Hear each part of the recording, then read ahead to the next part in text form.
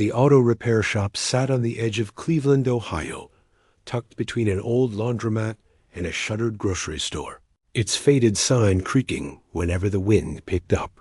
Inside, the smell of oil and metal hung heavy, and the floor was marked with years of hard work.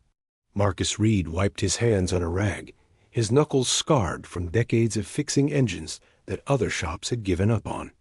Marcus was known around the neighborhood as the kind of mechanic who charged less than he should and helped more than he could afford. He fixed cars for single parents, veterans, and anyone who knocked on his door with worry in their eyes. People said he had a gift for machines, but those who really knew him said his real talent was seeing people, not just problems. That afternoon, a sleek black SUV rolled into the lot, its polished surface looking out of place among the rusted sedans. Marcus squinted, surprised, as the driver carefully parked and stepped out. The man wore a tailored suit, his watch catching the sunlight, but his face looked tired, weighed down by more than money. The passenger door opened slowly, and a woman stepped out, her movements careful. She went around to the back and gently helped a young girl into a wheelchair. A girl couldn't have been more than 10, her legs thin and still, her hands clutching a small stuffed bear. Her eyes were bright, curious and full of questions she didn't speak. Marcus froze for a moment, then walked over, his voice calm and respectful. "Afternoon, Dot. What can I help you with?" he asked, glancing at the SUV. Dot. The man cleared his throat. The dealership couldn't figure out the problem. "The suspension keeps locking up. Dot. They suggested replacing half the system." He paused. "Someone told me you might actually listen." Marcus nodded, already crouching near the wheel. "Let's take a look," he said simply. Dot. As Marcus worked. The woman stood beside her daughter, brushing the girl's hair gently. The girl watched him with interest, her eyes following every movement. After a while, she spoke softly. "Mister, do you fix everything?" Marcus smiled without looking up. "Not everything, but I try." Before the story goes further, if you're watching this from anywhere in the world, take a moment and subscribe to the channel. Stories like this remind us that kindness still matters, and you won't want to miss what happens next. The woman smiled at her daughter's question, though her eyes shimmered. "Sweetheart, don't bother him," she said gently. "It's okay," Marcus replied, standing up. "What's your name?" "Emily," the girl said proudly. "Well, Emily," Marcus said, wiping his hands, "this car's got a stubborn problem, but stubborn things can be fixed." The man finally spoke again. "I'm Daniel Hayes," he said quietly, as if the name carried weight he didn't want to use. "And this is my wife, Laura." Marcus nodded politely, unaware or unconcerned that Daniel Hayes was a billionaire whose companies dominated headlines. To Marcus, he was just another worried father. Dot. As Marcus inspected the undercarriage, he noticed something odd. A small but crucial component had been replaced with a cheaper part that didn't quite fit. "Someone cut corners," he muttered. "This isn't how it's supposed to be." Daniel frowned. "The dealership charged us a fortune." Marcus sighed. "Money doesn't always buy care." Emily watched from her chair, her fingers gripping the bear tighter. "Addie," she said softly, "do you think he can help?" Daniel knelt beside her. "I hope so, sweetheart." While Marcus worked, Laura spoke quietly, her voice breaking through her careful calm. She explained how Emily had been born with a condition that left her unable to walk. Doctors had promised treatments, therapies, and miracles that never fully came. "We've tried everything," she said, tears slipping free. "Hospitals, specialists, machines that cost more than houses. Nothing gives her real freedom." Marcus listened, his jaw tightening. He didn't interrupt, just nodded as he tightened a bolt and adjusted a joint. When he finally stood, there was a look in his eyes Laura didn't expect. Not pity, not awe, just determination. "I can fix the car," Marcus said. "But can I look at her chair?" Laura hesitated. "The wheelchair? It's custom made." Very expensive. Marcus crouched in front of Emily, careful and respectful. Is it okay if I take a look? He asked her directly. Emily nodded eagerly. Sometimes it hurts when I sit too long, she admitted. And it's hard to move by myself. Marcus examined the chair, running his fingers along the frame, the wheels, the worn joints. His eyes lit up, not with excitement, but with ideas. This design's strong, he said slowly, but it's missing something. Daniel raised an eyebrow. Missing what? Ingenuity, Marcus replied simply. Laura laughed weakly through her tears.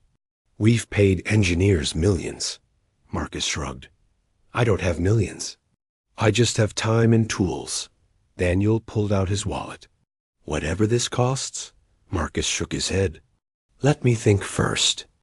That night, long after the shop should have been closed, Marcus stayed behind. He sketched ideas on scrap paper, rummaged through old parts, and tested small mechanisms he'd built for other projects. His own daughter, long grown and moved away, flashed through his mind. He remembered how helpless he'd felt when she was sick as a child, and how someone's small kindness had once kept him going.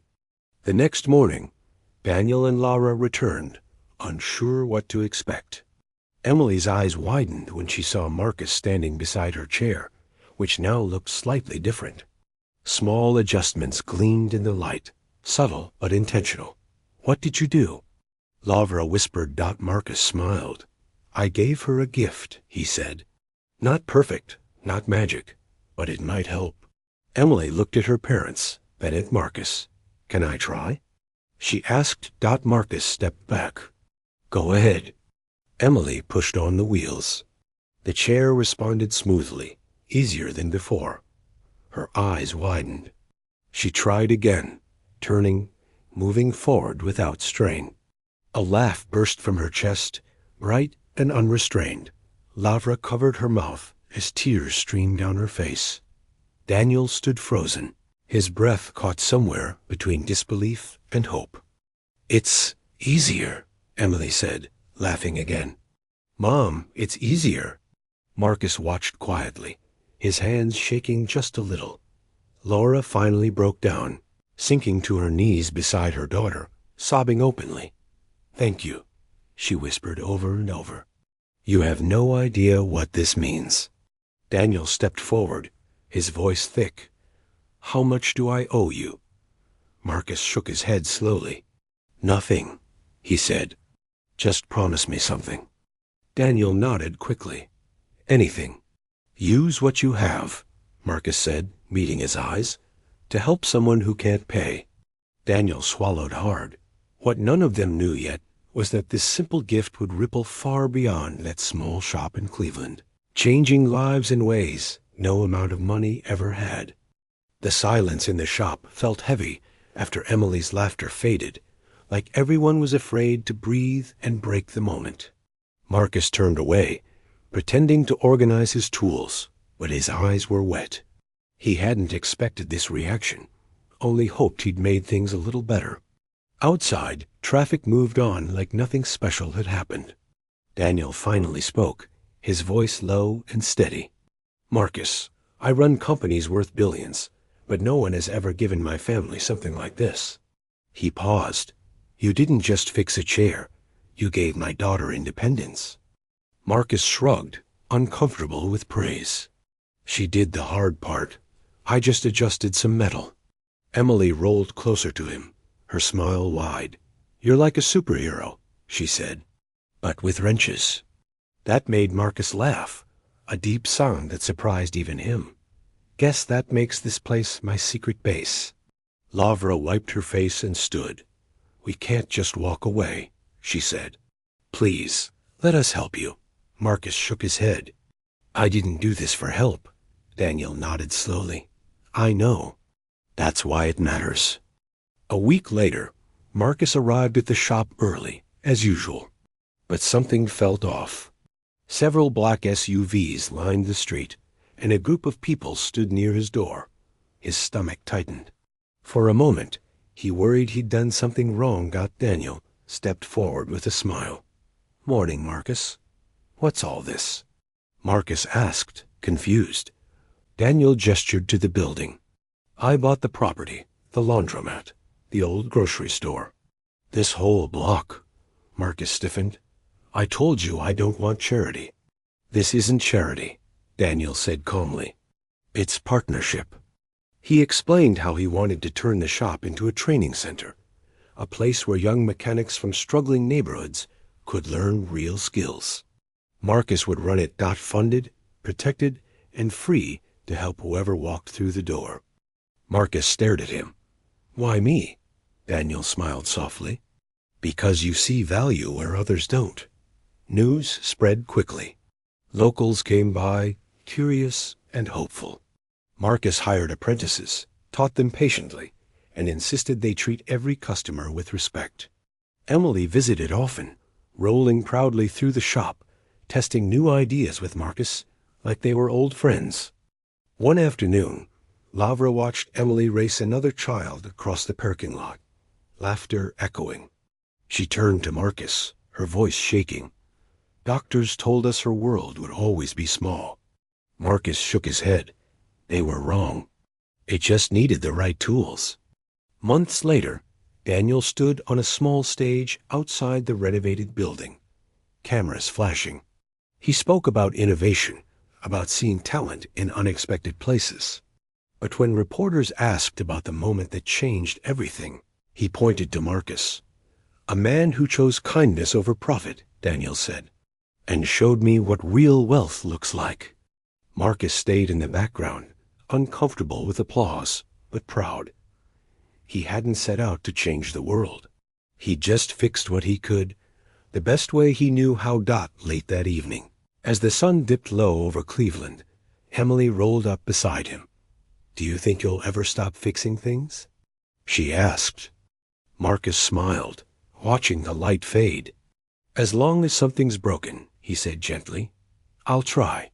And in that quiet moment, surrounded by the hum of tools and the sound of people learning and laughing, it was clear. Kindness, compassion, and a little ingenuity had done what money alone never could.